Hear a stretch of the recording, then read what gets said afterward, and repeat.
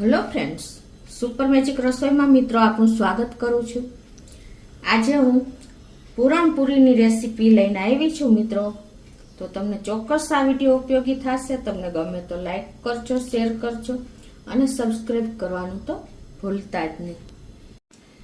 તો મિત્રો આપણે પૂરણપૂરી તો બધાય બનાવીએ જ છીએ, પણ પરફેક્ટ માપ સાથે અને બધી ટિપ્સ સાથે જે બિગનર્સ હશે, જે બેચલર્સ હશે ને, એ લોકો પણ ઇઝીલી બનાવી શકશે। કોઈ ફેરફાર, એકદમ તમે માસ્ટર બની જશો ને એવી આ પૂરણપૂરી બનશે મિત્રો।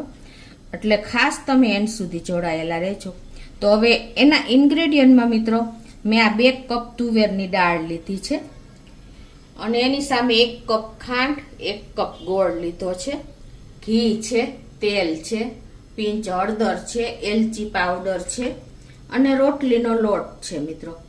આટલા ઇન્ગ્રેડિયન્ટ આપણે ઘરમાં અવેલેબલ જ છે, હોય જ છે। તો આપણે બનાવવાનું ચાલુ કરીએ। તો મિત્રો હવે આપણે શું કરવાનું છે કે આ જો મેં આ 2 કપ તુવેરની દાળ લીધી છે, એને આપણે 2 થી 3 પાણીએ ધોઈ નાખશું। જે 2 કપ તુવેર દાળ છે ને વજનમાં 400 ગ્રામ છે। તો આ રીતે આપણે એને 2 થી 3 પાણીએ ધોઈ લેશું। હવે આને ધોયા પછી આપણે આને પલાળવાની છે મિત્રો। જો એમને તમે ડાયરેક્ટ મૂકી દેશો ને તો વચ્ચેથી દાણો દાળનો કાચો રહેશે અને આપણે એકદમ સરસ જોઈએ એવો પલ્પ તૈયાર નથી થતો, એટલે પલાળવી ખાસ જરૂરી છે। તો આને આપણે ગરમ પાણીમાં જ પલાળી દેશું, ઠંડા પાણીમાં ક્યારેય નહીં પલાળતા, એટલે એકદમ સરસ અંદરથી સોફ્ટ દાણો તૈયાર થઈ જશે।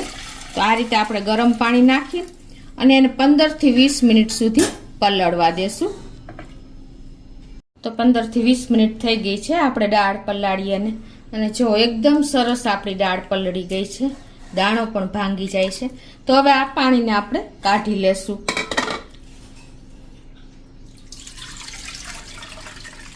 જો તમે ડાયરેક્ટ દાળ મૂકશો ને તો મિત્રો તમારી દાળ કાચી રહેશે, અંદરથી આમ બફાઈ જશે પણ અંદર જેટલો જોઈએ એવો સરસ પલ્પ નહીં થાય। હવે આપણે તમને વિચાર આવતો હશે કે આપણે ઘણી વખત શું થાય છે કે આપણે દાળ પૂરણપૂરી તો બનાવીએ છીએ પણ કેટલું પાણી મૂકવું ને એ આપણને ખ્યાલ નથી હોતો। તો આ પર બહુ જરૂરી છે, કેમ કે જો વધારે પાણી થઈ જશે ને તો આપણે પાણી કાઢવું પડે છે દાળમાંથી, તો એનું પોષણ તત્વ જતું રહે છે અને ઓછું પાણી થાય તો આપણી દાળ કાચી રહેશે। તો અત્યારે આપણે આ 2 કપ દાળ લીધી છે, તો એની સામે આપણે 2 કપ પાણી લેશું।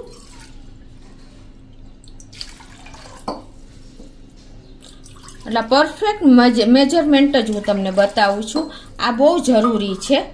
અને હવે આપણે આ તપેલીમાં જ દાળ બાફવા મૂકવાની છે। કુકરમાં બાફવા મૂકશું તો ગેસ ઓન કરી અને આપણે આમાં 4 કપ પાણી મૂકશું તળીએ।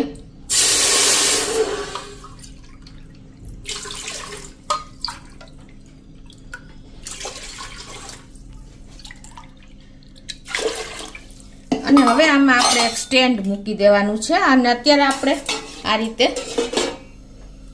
અને આ જે આપણે દાળ ધોઈ છે ને એમાં આપણે પિંચ જેટલી હળદર નાખી દેશું, એટલે કલર સરસ આવે આપણે પૂરણનો, અને 1 ચમચી જેવું આપણે તેલ નાખી દેશું।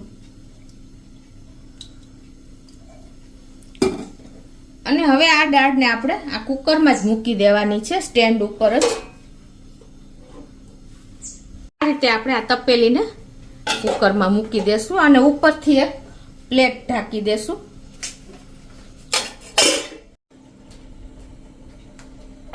અને હવે કુકરનું ઢાંકણું બંધ કરીને ગેસની ફ્લેમ મીડિયમ રાખશું અને 5 વિસલ કરી લેશું। તો હવે આપણે પૂરણપૂરી માટેનો લોટ રોટલીનો બાંધી લઈએ। તો હવે તમને વિચાર આવતો હશે કે આપણે ઘણી વખત શું થાય છે કે આ લોટ ઘટે છે અને કા લોટ આપણે વધારે થાય છે। તો એનું પણ હું તમને આજે ખાસ માપ જણાવી દઉં કે આપણે આ 2 કપ તુવેર દાળ લીધી છે ને, તો એનાથી આપણે 3 ગણો લોટ લેવાનો છે।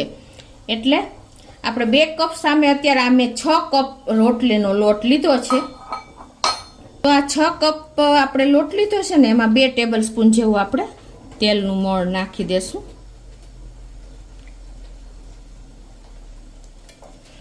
હવે આને આપણે આ રીતે મિક્સ કરી લેશું.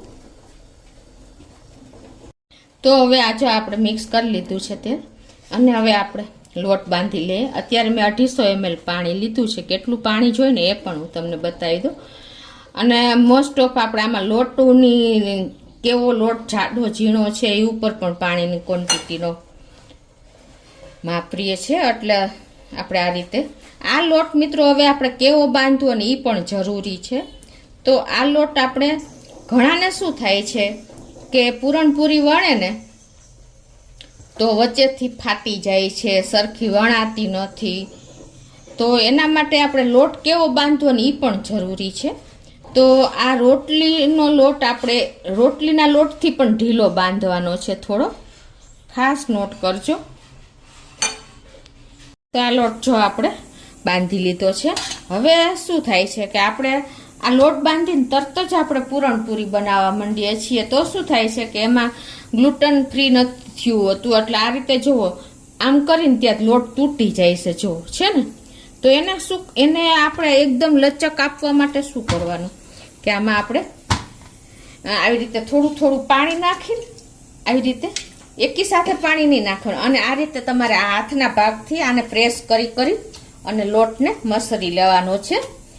અને આપણે 1 ચમચી જેવું અત્યારે તેલ પણ નાખી દેશું, એટલે આપણા લોટમાં સરસ લચક આવી જાય. આ રીતે પાણી અને તેલ મિક્સ કરી અને આ રીતે આપણે હાથેથી સરસ લોટને સોફ્ટ કરી લેવાનો છે. જોઈ એમ પાણી નાખતું જવાનું અને લોટને મસળી લેવાનો છે. એટલે એકદમ મુલાયમ લોટ તમારો પૂરણપૂરી માટેનો તૈયાર થઈ જશે.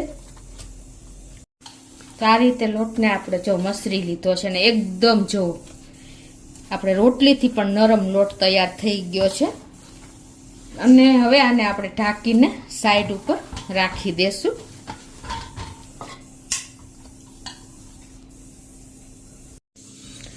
તો આપણે જો કુકરને 5 વિસલ થઈ ગઈ છે મીડિયમ ફ્લેમ ઉપર, અને પ્રેશર પણ રિલીઝ થઈ ગયું છે. તો હવે આપણે કુકરને ખોલી લઈએ. અને જો આપણે ઉપરની ડીશ ઉપર પાણી પણ ન થાય, એટલે હવે એને આપણે આ રીતે લઈ લેશું બહાર જ.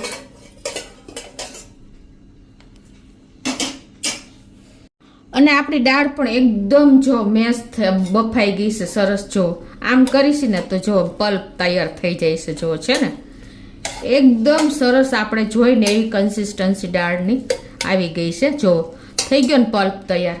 તો હવે એને આપણે ઠંડી થવા દેશું બહાર લઈને. જો આપણું પૂરણ પણ ઠંડુ થઈ ગયું છે.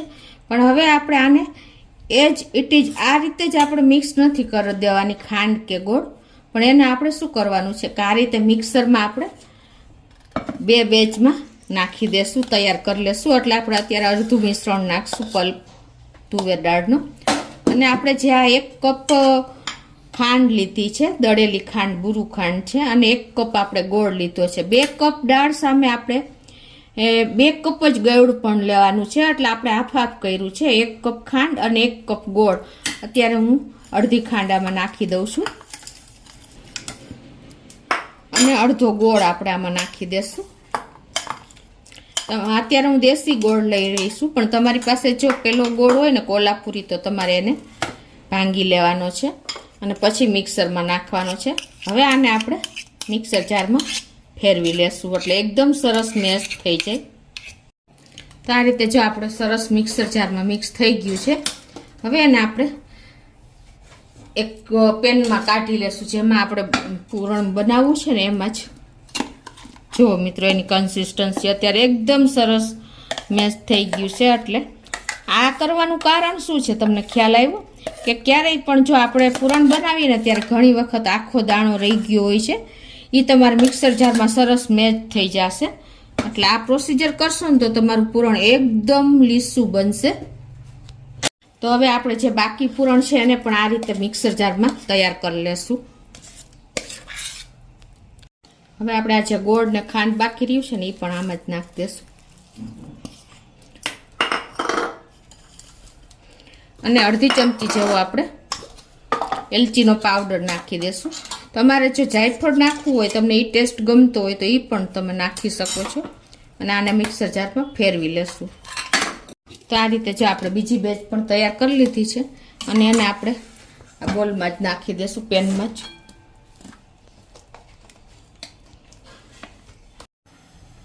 તો હવે આપણે આને ગેસ ચાલુ કરીને મીડિયમ ફ્લેમ ઉપર આને કન્ટિન્યુ આપણે આ રીતે ચલાવતા રહેવાનું છે. જો આપણે સીધો ગોળ અને ખાંડ નાખી દીધું હોત ને તો પાણી છૂટત, પણ આ પ્રોસીજર કરી છે ને એટલે આપણે બહુ ઈઝી પડશે અને ફટ આપણું પૂરણ પર તૈયાર થઈ જશે. તો આ રીતે આપણે ચલાવતા રહેશું. મિત્રો આપણે જો આ પૂરણને કન્ટિન્યુ ચલાવતા રહેશું અને અત્યારે આપણે 1 ચમચી જેવું ઘી નાખી દેશું, 1 થી 2 ચમચી જેવું, એટલે આપણું પૂરણ એકદમ સરસ મીઠું થાય.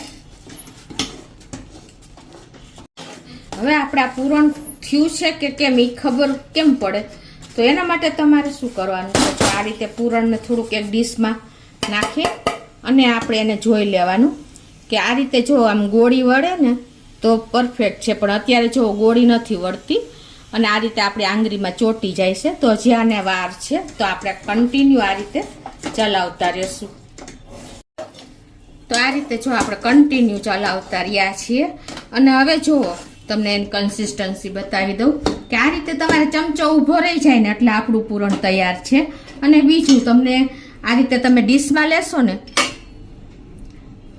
તો જો એકદમ સરસ આમ ગોળી વળી જશે છે ને, એટલે હવે આપણું પૂરણ એકદમ પરફેક્ટ તૈયાર છે, તમે જોઈ શકો છો.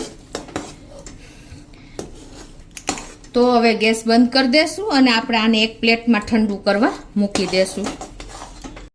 અને હવે આને ઠંડુ કરતા પહેલા આપણે 1 ચમચી જેવું ઘી નાખી દઈએ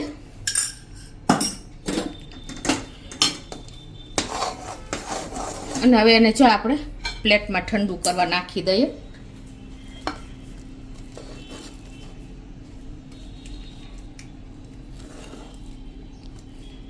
તો આપણું પૂરણ પણ જો ઠંડુ થઈ ગયું છે. તો હવે એના આપણે લુવા વાર લેશું, એટલે કે પેંડા શેપમાં આ રીતે ઘીવાળો હાથ કરી અને તમારે પેંડા જેવડા લુવા કરી લેવાના છે.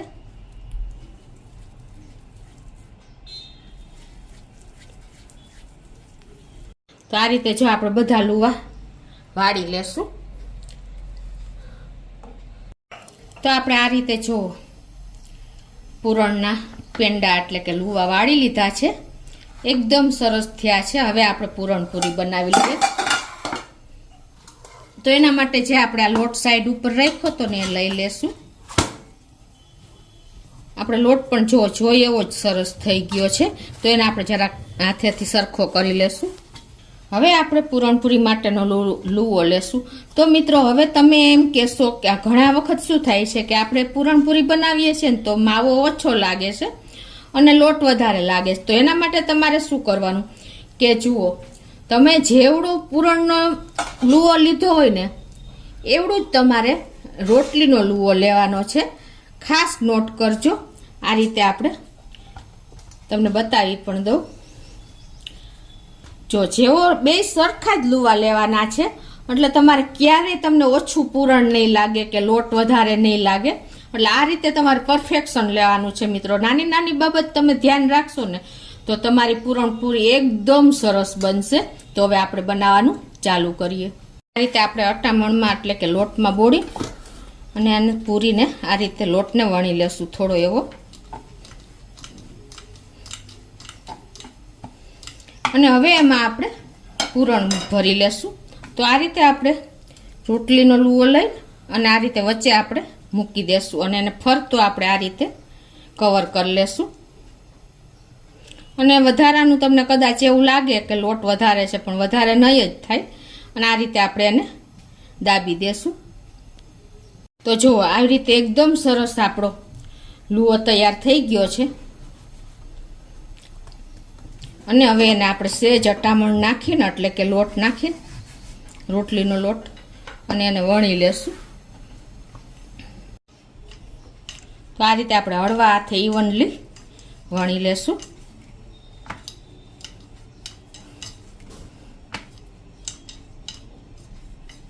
તો આપણી પૂરી જો એકદમ સરસ આવી થીક થશે, કેમ કે આપણે લુઓ જ મોટો છે પૂરણનો.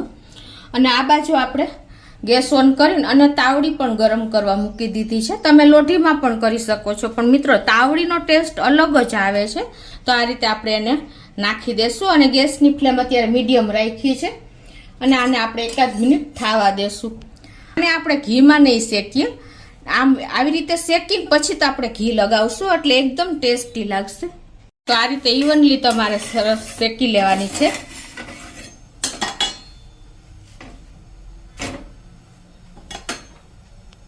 તો આપણે સરસ એક સાઈડ શેકાઈ ગઈ છે, 1 મિનિટ જેવું થયું છે. તો બીજી સાઈડ પણ આપણે 1 મિનિટ શેકી લેશું. જો આપણે બે સાઈડ સરસ પૂરણપૂરી શેકાઈ ગઈ છે, તમને ખ્યાલ આવી જતો હશે.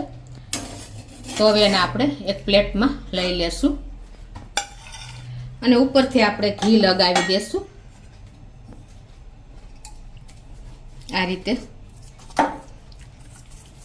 મિત્રો આપણે ઘીમાં શેકવા કરતા જો તમે એક વખત આ રીતે તાવડીમાં ટ્રાય કરજો અને ઉપરથી ઘી લગાવજો, એકદમ મીઠી પૂરણપૂરી થશે આપણી. તો આને હવે આપણે સાઈડ ઉપર રાખી દેશું અને બીજી પૂરી તૈયારી કરશું. આ રીતે જો તમને બીજી રીતે પણ તમને બતાવું કે કઈ રીતે પૂરણ પૂરવું. તો આ રીતે આપણે રાખી અને પછી તમારે શું કરવાનું, આ બોર્ડર ઉપર રાખવાનું અને પછી તમારે આ રીતે ઉપરથી આવી રીતે ટર્ન કરી લેવાનું. અને વધારાનું તમને કદાચ એમ લાગે કે પરફેક્ટ લોટ નથી લેવાનો, વધારે લેવાઈ ગયો છે, તો તમારે આ બે સાઈડથી લોટને કટ કરી લેવાનો. એટલે તમારે લોટ વધારે નહીં લાગે અને એકદમ પરફેક્ટ આપણો જો લુઓ તૈયાર થઈ જશે પૂરણ માટેનો, પૂરણપૂરી માટેનો છે ને મિત્રો. આ રીતે પણ તમે વાળીને તૈયાર કરી શકો છો. જો બે સાઈડ એવું ઇવનલી છે. હવે આને આપણે અટામણમાં બોરીને અને વણી લેશું. તો આ રીતે હું બધી પૂરણપૂરી તૈયાર કરી લઉં છું. તો આપણી બધી પૂરણપૂરી શેકાઈને રેડી છે, તમને ખ્યાલ આવી જતો હશે. તો આ રીતે તમે આપણે ઉપરથી ઘી પણ લગાવી દેશું.